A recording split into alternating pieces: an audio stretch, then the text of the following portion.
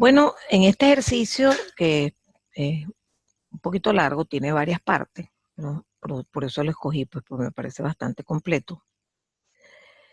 Se habla de una señal binaria con una velocidad de 1 bit por segundo y se tiene específicamente las formas de onda que están mostradas allí. Tenemos una sinusoide de una determinada amplitud, frecuencia y fase, y otra sinusoide de otra amplitud, de otra frecuencia también. Entonces aquí se dice que esa señal pasa por un canal que la atenúa 10 dB, le agrega ruido blanco gaussiano, luego se recibe por el receptor que está mostrado allí. Entonces esto es un ejercicio como más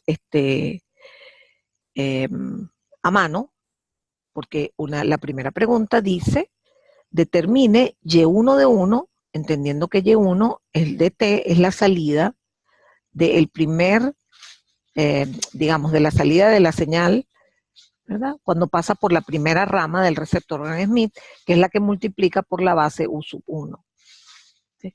Fíjense que qué cosas tácitas, y es que al ser dos frecuencias distintas, pues necesitamos dos bases diferentes. Uno no puede representar una sinusoide de una frecuencia con una sinusoide de otra frecuencia. Eso no, en el esquema de ortogonalización no es posible. Entonces se pregunta, determine Y1 de 1. ¿Y por qué de 1? Bueno, porque como la velocidad es 1 bit por segundo, t bit es 1 segundo. Entonces se va a tomar el valor de la señal cada t bit, pero además al final del intervalo de t bit. ¿Ok? Entonces se pregunta, lo primero que se hace es preguntar eso. Y después se pregunta la probabilidad de error por bit a la salida en función de eta. No se les da eta, pero para que trabajen y busquen cuál es el mecanismo que más les conviene, ¿no? Entonces, en este caso, fíjense que hay que tener la expresión de la señal S1 para poder pasarla por el sistema y encontrar Y1. Entonces, bueno, uno aquí se da cuenta primero que esto es un coseno, porque está en máximo en el origen. Segundo, que en un segundo que este bit caben 4 ciclos. O sea que ya sabemos que la frecuencia de portadora es 4 veces f bit. Y eso es lo que está colocado aquí. Coseno de 8pi por t. Ok. Ahora bien, ¿por qué sale este resultado? Bueno, porque el voltaje pico es 4, pero como se atenúa 10 dB, haciendo una cuenta similar a la que hicimos para el ejercicio hace un ratico, ponemos que 10 log de Pout entre Pin es menos 10 dB, es decir, que Pout es Pin entre 10. Si es 20 dB es entre 100, si es 10 dB es entre 10, por lo cual los voltajes se dividen entre raíz de 10. En el ejercicio pasado, la división de potencias era 100 y la división entre voltajes era 10, porque el voltaje elevado al cuadrado me hace que esa división entre 10 se convierta en una división entre 100. Bueno, aquí tenemos que dividir los voltajes entre raíz de 10, para que al final la potencia se estaría atenuando 10, que da lo mismo en dB también, por casualidad. Ok, entonces ya tenemos aquí la señal a la entrada por acá, y lo siguiente que hace es multiplicarse por U1, parcial 1. La base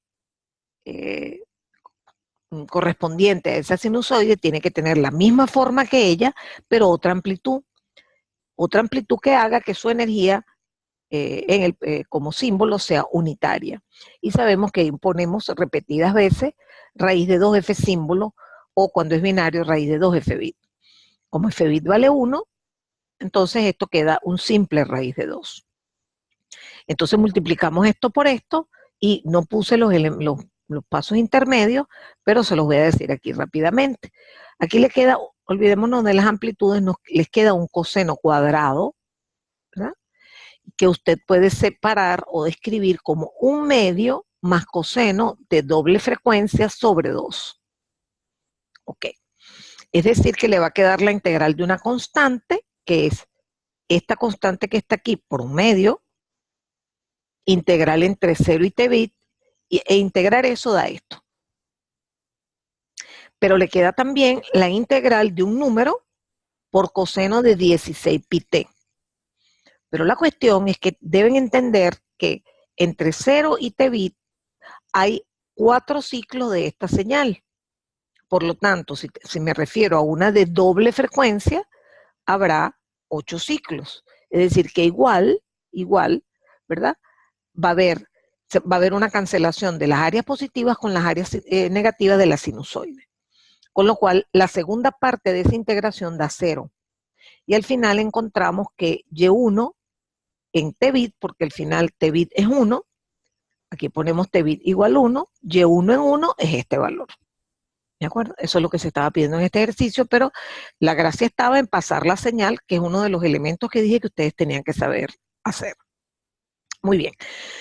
Luego me piden la probabilidad de error y aquí pareciera más o menos obvio que igual que en los ejercicios pasados que la cota superior es aplicable y es la ganadora. Es aplicable porque no importa que sea binario o M-ario, tiene ruido blanco y receptor Gram-Schmidt. Entonces, lo único malo es que tenemos que dibujar la constelación. ¿Cómo se dibuja la constelación? Bueno, usted sabe que su símbolo, ¿verdad? ¿Se acuerdan que esto era 4? Ya no es 4, es 4 entre raíz de 10 y este es 2 entre raíz de 10.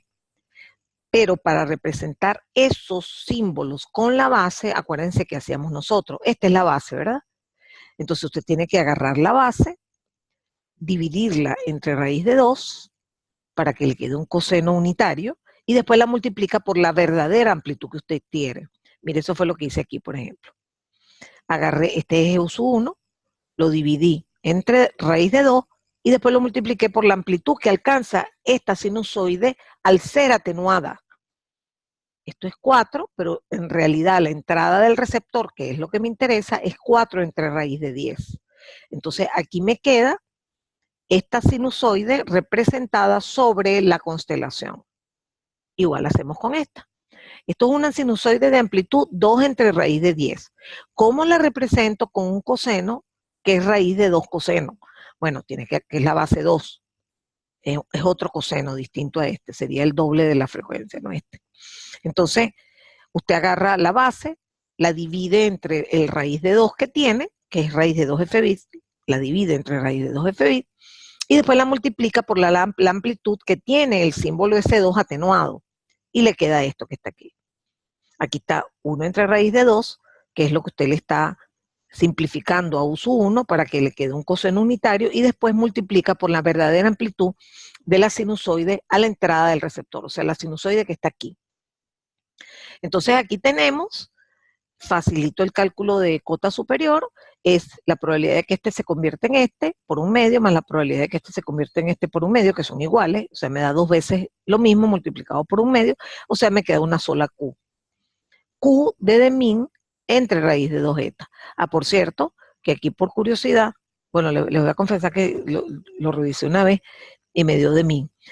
Esto se supone que es esto al cuadrado, quedaría 2 sobre 10.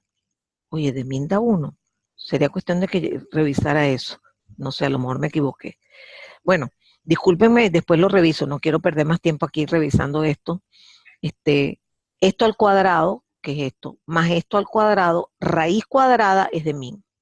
Bueno, no importa qué valor dé. Vamos a suponer que está bueno. Que de min da 1, ponemos 1 entre raíz de 2 eta y esa es la segunda parte del ejercicio. Ah, gracias, Gustavo. Gustavo dice que sí da 1. Yo la verdad es que lo veo, pero ahora veo tanta división que me pareció que no, que a lo mejor le faltaba dividirlo entre raíz de 10. Chévere, muchas gracias. Ok, vamos a seguir con el mismo ejercicio, así que no se desubique. Ok, entonces en este ejercicio, ya va, mentira, ya va. No, mentira, el que dura muchas láminas es este, sí, me equivoqué, disculpen. De aquí terminó este ejercicio, tiene dos partes nada más. Ok, ahora me voy a este, que también es binario, y por supuesto aquí la parte de M-ario se usa un poco menos, porque básicamente lo que podemos hacer es determinar, a título de un examen, digamos, la cota superior, que eso sí lo tenemos que saber hacer. Pero entonces hago muchos ejercicios en donde son binarios para poder ejemplificar otras cosas como las atenuaciones, el manejo de de la constelación en este caso, que siempre hay que tomar en cuenta la atenuación, cómo construir la constelación que está a la entrada del receptor, no a la salida del transmisor. En este caso se agrega el hecho de que hay que calcular los umbrales, porque creo que les pido la probabilidad de error en función de las probabilidades condicionales. Bueno, entonces aquí el ejercicio es una modulación de amplitud, en donde tengo un coseno de amplitud 1, otro coseno de amplitud 2. Mira, aquí hay un error, aquí tendría que decir S2. Observa el sistema de la figura, el transmisor genera una señal binaria a velocidad de f bit, el canal atenúa a 20 dB y suma ruido blanco gaussiano y el receptor es el óptimo. ¿Okay? La señal está representada por estos dos símbolos. Este es S1 y aquí tendría que decir S2. Tienen la misma frecuencia. Fíjense que aquí la frecuencia de portadora es 10 f bit. O sea que en T-bit caben 10 ciclos completos. Primera pregunta. Determine los voltajes de la señal a la salida del receptor óptimo.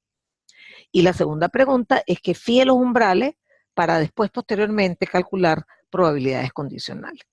Bueno, fíjense ustedes que aquí voy a hacer énfasis en una virtud que tiene el hecho de usar receptor Gram-Schmidt, en el sentido de que puedo usar la constelación y ahorrarme el trabajón que tuve que hacer en el ejercicio pasado para calcular Y1 de 1. ¿Saben qué?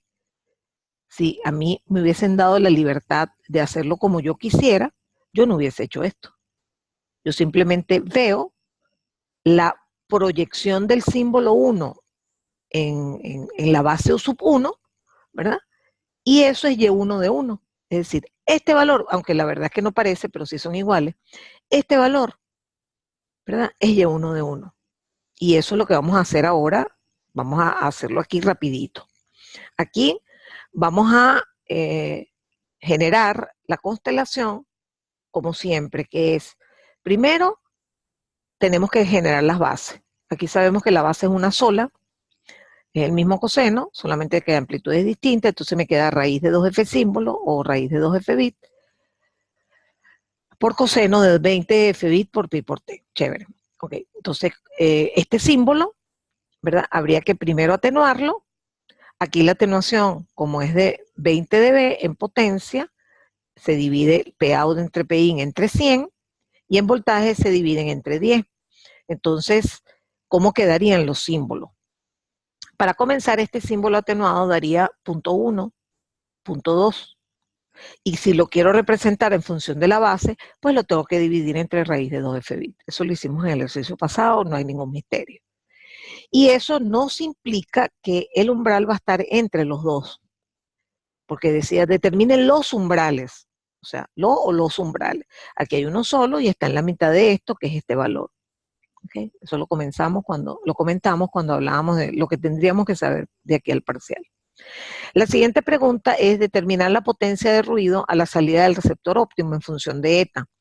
Esas preguntas que a veces son demasiado triviales asustan mucho. Pues uno dice, pero bueno, eso no es eta medio. Sí, esa es la respuesta. La potencia del ruido a la salida es eta medio. El siguiente elemento pide que ustedes determinen la probabilidad de error utilizando las condicionales. No use la constelación en el sentido de que no puede usar cota superior. Entonces, usted se imagina, pero en el fondo sí podemos usar la constelación para explicarles lo siguiente. Aquí, para que este símbolo se convierta en este, tiene que brincar este umbral. Entonces, la probabilidad de error tal que transmito 1 es la probabilidad de que este valor más el ruido supere este. Y al revés, la probabilidad de que este se equivoque es la probabilidad de que este valor más el ruido caiga por debajo del umbral. Y eso, por eso lo mandé a hacer por parte, ¿no? Como para no arrastrar los errores, sino que sí saber calcular el umbral, porque llegar aquí hay que saber calcular los voltajes a la salida debido a todos los símbolos. Por ejemplo, en la transmisión, déjenme un momentico devolverme al ejercicio de acá. No, ya va. Aquí, fíjense que aquí hay dos bases. Cuando viene el símbolo 1, que es el que está relacionado con la base U sub 1, este voltaje de la salida es la proyección sobre la base U sub 1. Pero ¿y entonces cuál es el voltaje aquí? Bueno, es la proyección de este símbolo sobre esta base, que es 0. y al revés.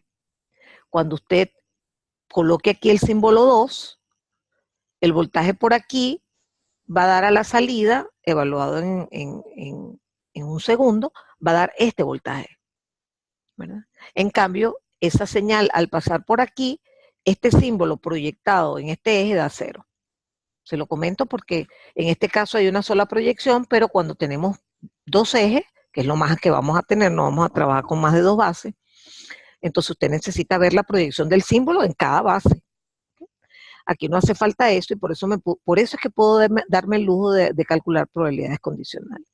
Entonces aquí está escrito lo que les expliqué de manera gráfica, que usted, este símbolo, para que se convierta en el otro, este es el símbolo de la derecha, más el ruido tiene que caer por debajo del umbral, mientras que el otro, que está a la izquierda, el símbolo de la izquierda, más el ruido va a caer por encima del umbral para indicar que se cometió un error. Al final le queda una probabilidad de error de que el ruido, una probabilidad de que el ruido supere cierto valor y lo llevamos a Q. Para Q hay que agarrar este valor y expresarlo como M más K por sigma. Pero sigma es la raíz de eta medio. Y por eso al final, esto convertido en Q me da el valor entre la raíz de eta medio. Y eso eventualmente, si tuviésemos el valor de eta, F bit, entraríamos a la tabla. ¿Okay? Este problema es bien interesante, esta parte del ejercicio. Vamos a suponer que no hay atenuación. De golpe se acabó. Tipo DirecTV dejó de llover, mejoró bastante la situación. Entonces, fíjense lo que dice.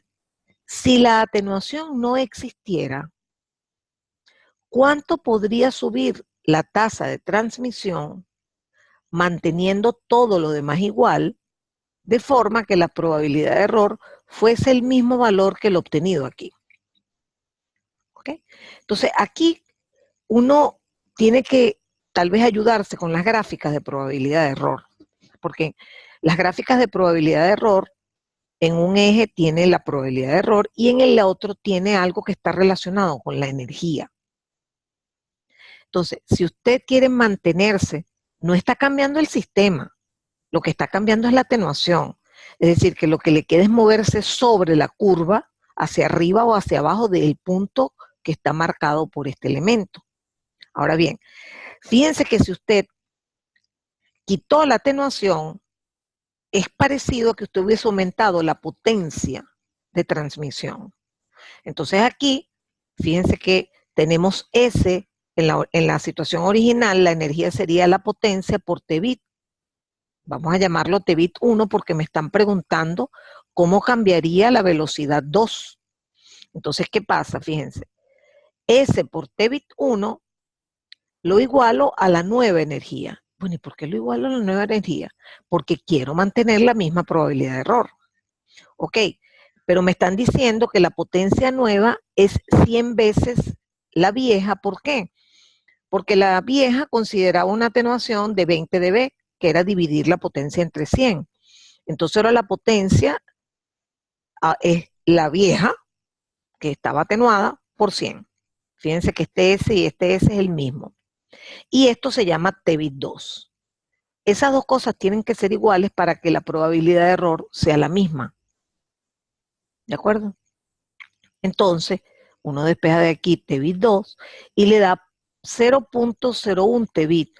No queda duda que T bit 2 es más chiquito que T bit 1. Si los tiempos son más chiquitos, las frecuencias son más grandes. Y efectivamente, usted se podría dar el lujo de subir la velocidad 100 veces, si eso pasara. Entonces, este ejercicio me gusta mucho porque refleja los aspectos que influyen en la probabilidad de error. Si usted, y ese va a ser en la clase de codificación de canal, la primera, que va a ser el día martes, porque tenemos que comenzar capítulo de parcial 3, la codificación de canal parte del hecho de que ya usted sabe cómo mejorar las cosas de la probabilidad de error. ¿Usted cómo puede bajar la probabilidad de error? Fácil. Aumento la potencia, o bajo la velocidad, o hago algo que me equilibre esa energía para mejor, y por supuesto que la otra opción es cambiar el tipo de modulación. ¿Tienes OCA? No vale, pásate para PRK, si es que es binario. Entonces, ese va a ser el punto de partida para el parcial siguiente. ¿Qué elementos tiene usted hasta ahora que le permiten mejorar la calidad del sistema? La calidad medida como probabilidad de error. Muy fácil. Échele pichón a la potencia, súbala. No, pero ya va, no. Bueno, entonces baje la velocidad. Pero algún sacrificio tiene que hacer si quiere mejorar, quiere aumentar, quiere bajar la probabilidad de error. ¿De acuerdo?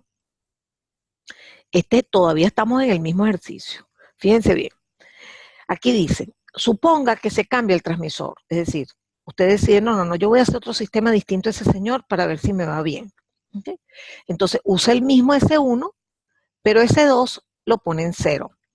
Es decir, lo convierte en una especie de sistema unipolar. Entonces, lo primero que usted tiene que darse cuenta es que este sistema podría ser peor que el anterior, pero no lo sé. Vamos a ver. Okay. La primera pregunta dice, explique si debe cambiar el receptor y o el sistema de toma de decisiones. Fíjense, si usted tiene el sistema original, en donde esto eran las dos señales y se daba usted cuenta que tenía una sola base, el receptor óptimo, ¿verdad? Bien sea hecho con Gram Schmidt, si es hecho con Gram Schmidt, tiene un multiplicador por uso 1 y un integrador. Bueno, el nuevo también, porque el nuevo símbolo es 0, y 0 se puede representar con cualquier base. Y si lo hubiese hecho con HRDF igual a tal y tal, igual, porque el filtro busca hacer matching con esta sinusoide. En este caso, hacer matching con esta es también hacer matching con esta. Lo que pasa es que como se parecen tanto, va a ser como más difícil definirlas, ¿no? Pero igual, queda claro que el receptor sí va a ser el mismo, pero el sistema de toma de decisiones no, porque obviamente pasar esta señal por el receptor Gram Schmidt le va a dar el mismo Y1 a la salida, pero pasar esta le va a dar 0. Entonces el umbral va a haber que cambiarlo. ¿Okay? Después tenemos una pregunta que es un poquito más sofisticada que dice lo siguiente.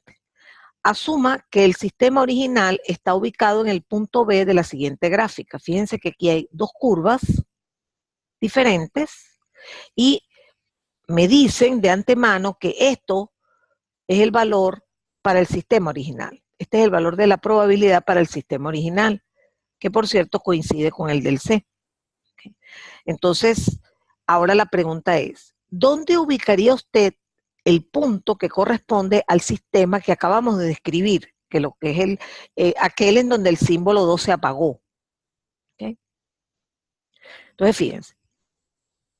Vamos a hacer un análisis distinto. Ellos me están garantizando que los sistemas son distintos. Es decir, desde el punto de vista de curvas de probabilidad de error. Bueno, yo se lo voy a creer. Pero no, pero ya va, porque ellos me dicen que podría ser ¿verdad? O sea, que podría ser el mismo sistema. Mira, puede ser. Tal vez, porque fíjense que hay algo de coherencia en el sentido de que si usted apaga ese 2, la energía bajó. Es decir, que usted se estaría moviendo a la izquierda.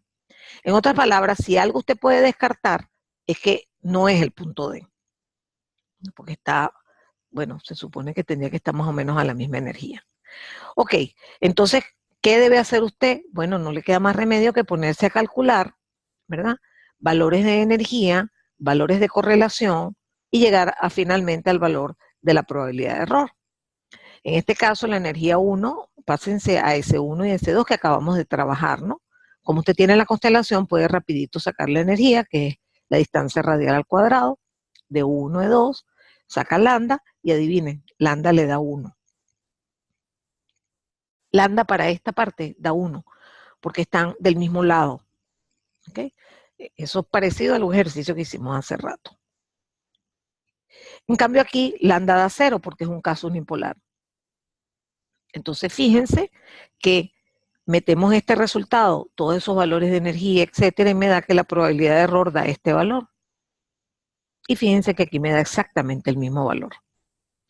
Entonces, a pesar de que cambié, ¿verdad?, la situación del sistema, efectivamente me pasé a otra curva y ahora me doy cuenta hacia dónde quedó la curva.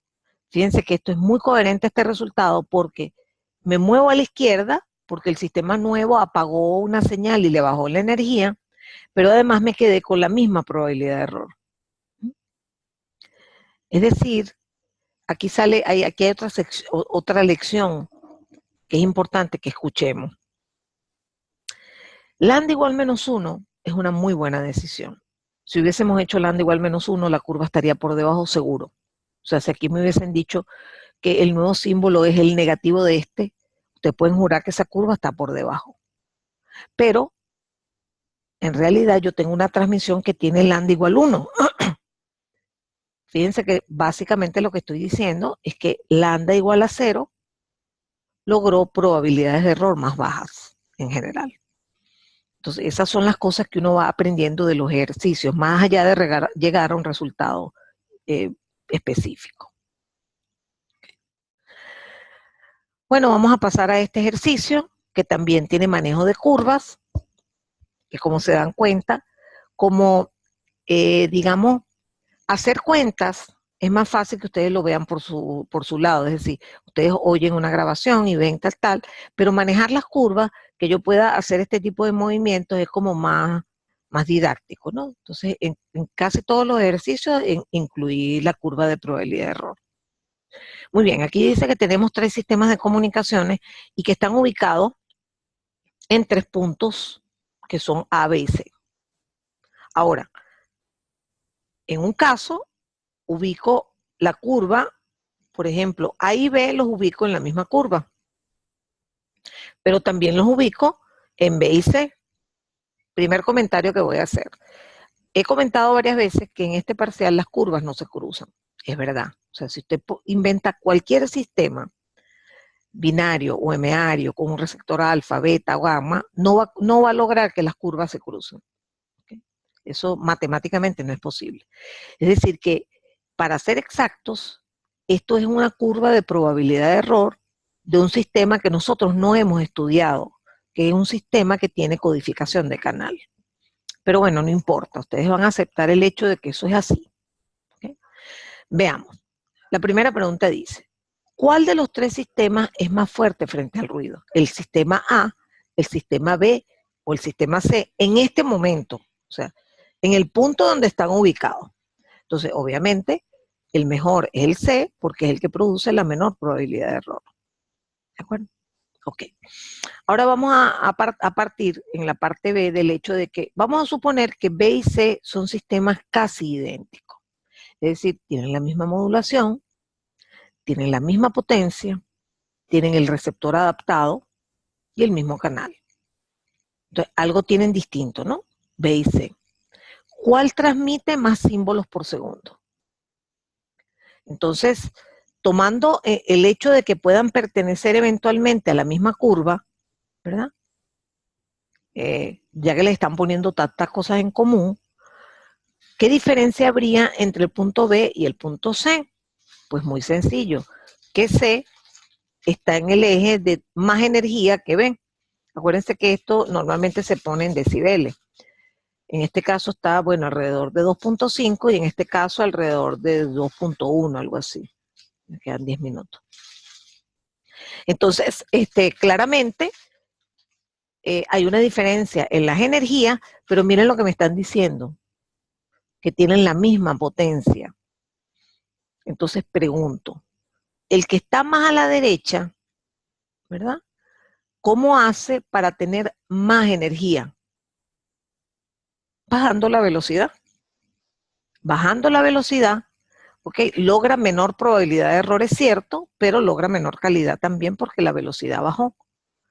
Eso usted lo puede hacer solamente intuitivamente, pero también lo puede hacer por escrito cuando es como el ejercicio que le acabo de poner donde puse que S1 por T bit 1 es igual a S2 por T bit 2. Aquí no es igual. Aquí las energías son distintas, pero igual usted puede escribir eso como una ecuación. ¿Okay? Usted puede escribir, por ejemplo, que P sub C por T bit C, ¿verdad? Es mayor que P sub B por T bit B, pero le dicen que las potencias son iguales. Entonces de allí puede despejar cuál es mayor y cuál es menor. Digo, matemáticamente hablando. Pero queda claro entonces que este tiene más energía. Eso significa que teniendo la misma potencia, para tener más energía, T bit tiene que ser más grande. Y si es más grande, la velocidad es más baja. Es decir, el más rápido es el B. Muy bien. Aquí me preguntan lo siguiente, me dicen en la parte C. Vamos a suponer ahora que son A y C los que son, no, A y C no, A y B. A y B. Vamos a suponer que son A y B pertenecientes al mismo sistema. Por ejemplo, los dos son modulación OK con receptor óptimo, por poner algo. Entonces, son estos. Dice, tienen todo igual menos la potencia de transmisión. Y aquí les cambio la seña. Aproximadamente cuántos dB hay que subir o bajar la potencia de transmisión de A para convertirse en B. ¿Okay? Muy bien. Fíjense que A tiene menos potencia que B, porque dice que tienen todo idéntico menos la potencia, ¿verdad? Porque tiene menos energía. Ahora, ¿cuánto menos? Okay, pongan atención a esto. Aunque aquí está graficado 10 log de E sobre eta, ¿verdad? Aquí, por ejemplo, puse que el punto B está ubicado en 2 dB aproximadamente y el punto A está en 1.5 aproximadamente. Si usted sabe que restando esos valores está haciendo 10 log de E entre eta menos 10 log de E entre eta, ¿se acuerdan que cuando uno tiene una división los logaritmos se restan? Es decir, en el fondo usted está haciendo 10 log de E entre eta de un caso entre E entre eta del otro caso. Pero las etas son iguales. Por lo tanto, cuando está restando en dB, es igual a hacer el 10 log de E1 entre E2. Y resulta que E1 usted lo puede escribir como la potencia por T bit 1 y E2 usted lo puede escribir como la potencia por T bit 2. Es decir, que manteniendo la velocidad, la resta en decibeles, además de ser la resta en energía, es también la resta en potencia. Por lo tanto, la respuesta aquí es que cuando usted resta esto en dB, le da 0.5 y la solución es que la potencia en B es 0.5 dB mayor que en A. ¿De acuerdo? Muy bien, vamos a ver qué más viene por aquí. Ya no me acuerdo. Ah, bueno, este es un ejercicio de Easy que podemos ver si no pareciera que el tiempo me lo va a permitir. Pero bueno, por lo menos se los voy a esbozar. Como está resuelto y tiene audio, de repente simplemente los puedo ayudar. Yo les hice un dibujito adicional, que por cierto creo que no lo puse en el archivo original de problemas de Easy. Eso lo hice ayer, porque me di cuenta que para que entendieran esta solución necesitábamos este dibujo. Esto es una transmisión binaria unipolar, ¿okay? Que se transmite, me dan la velocidad, pasa por un canal, tiene ancho de banda limitado y me dispersa los pulsos. Y la Easy resulta ser esta. Lo interesante es que la FDP de la Easy revela que tenemos 3 valores de Easy, menos 0.6, 0 y 0.6. Entonces uno empieza a imaginarse cómo podría ser ese pulso y lo primero que debe surgirles es que es un pulso que no es simétrico y que tampoco es polar. Porque si, por ejemplo, fuesen simétrico y fuese polar, ¿verdad? Entonces se podrían restar los valores y dar el valor de 0. Aquí no. Aquí, ¿cómo podría ser los pulsos? Bueno, pinté una fracción del pulso anterior y una fracción del pulso posterior y el centro, que es donde tomo la decisión. Entonces, el anterior podría ser un 1 o un 0 porque es unipolar. El posterior podría ser un 1 o un 0 porque es unipolar. Es decir, que esas son todas las combinaciones que tengo de Easy. ¿Cuáles? Bueno, que este sea un 1 y este sea un 0, por lo tanto la Easy vale A. Que este sea un 1, que este sea un 0, por lo tanto la Easy vale B. Que los dos sean 1, la Easy vale A más B. Que los dos sean 0, la Easy vale 0. Entonces están apareciendo 3 valores, que son 0, me están apareciendo 4 valores, que son 0, A, B y B más A, porque cuando los dos son 1, aparece B más A. Entonces de allí surge la idea que los dos valores no pueden ser positivos, porque aquí solamente hay 3 valores de IC. Entonces por eso el pulso R tendría que tener una naturaleza tal que en el centro está el máximo, en T bit toma un valor negativo y en menos T bit toma un valor positivo, que por cierto son iguales, porque cuando coincidan, si uno es negativo y el otro es positivo de la misma magnitud, la suma va a dar 0. Y es la única forma que resulten 3 valores de IC y no 4. Entonces, aquí se pedía pintar cómo se imaginaba usted que era el pulso a la salida del receptor producto de la IC. Bueno, y ahora en base a eso calcular la probabilidad condicional y una vez que tienes la FDP de la IC es bastante fácil calcular esta probabilidad. Bueno, quedan 30 segundos, voy a parar la grabación y bueno, y la clase también. Entonces, nos vemos el martes. El martes vamos a tener la clase de, déjenme poner a cerrar la grabación.